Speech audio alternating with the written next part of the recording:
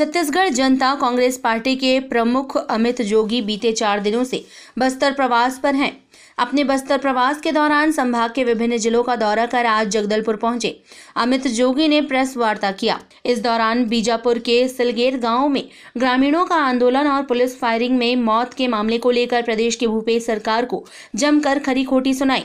2018 के चुनाव में छत्तीसगढ़ के इतिहास में मात्र 2 महीने के समय में और बेहद कम संसाधनों में 14% वोट लेकर हम प्रदेश के पहले और एकमात्र मान्यता प्राप्त दल बन चुके हैं।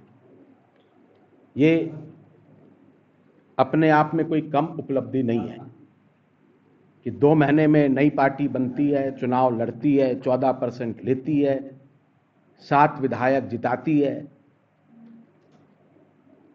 एक मजबूत नींव रखकर जोगी जी गए हैं।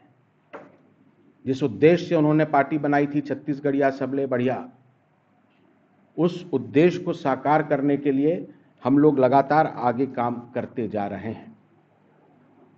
और मुझे पूरा यकीन है कि जिस प्रकार से बंगाल में चुनाव में खेला हुआ था, खेला होबे, वैसे ही 2023 में छत्तीसगढ़ में भी खेला होगा।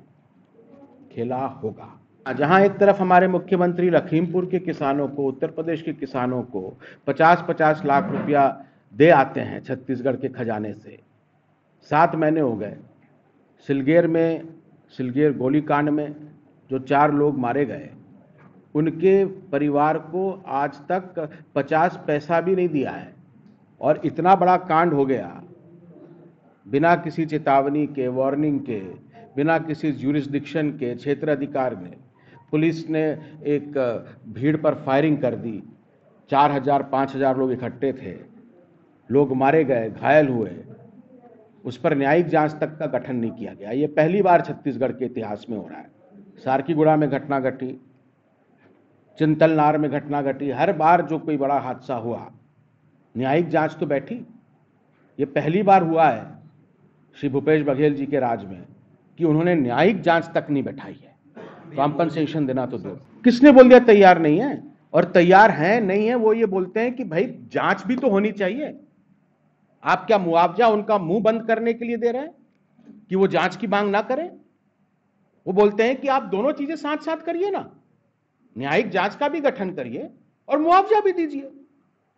मुख्यमंत्री जी बोलते हैं कि मैं तुमको दे दूंगा 50 लाख रुपए, लेकिन चुप हो जाओ, किसी के खिलाफ कुछ मत बोलो।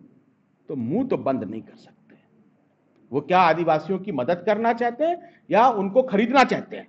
तो स्पष्ट दिख रहा है। अन्य प्रदेशों में लोगों को जीएसटी देना पड़ता है।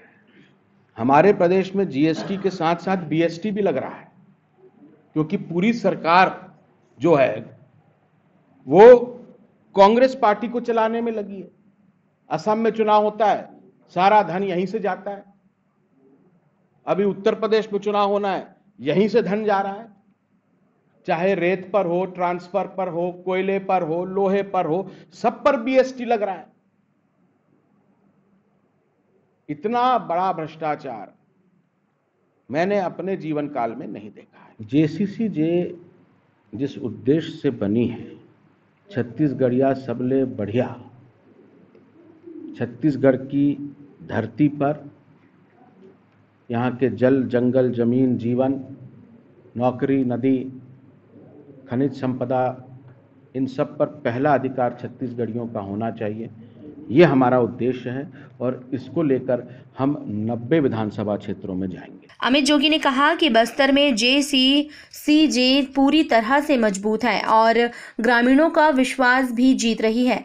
उनके हक की लड़ाई के लिए पार्टी के कार्यकर्ता एकजुट होकर आंदोलन कर रहे हैं। ऐसे में आने वाले चुनाव में बस्तर में जेसीसीजे की जीत पक्की है। टाइम 8 के लिए छत्तीसगढ़ के जगदलपुर से मृण्मय बरोई की रिपोर्ट। मैं हूं सीमा वर्मा, टाइम 8 छत्तीसगढ़ से।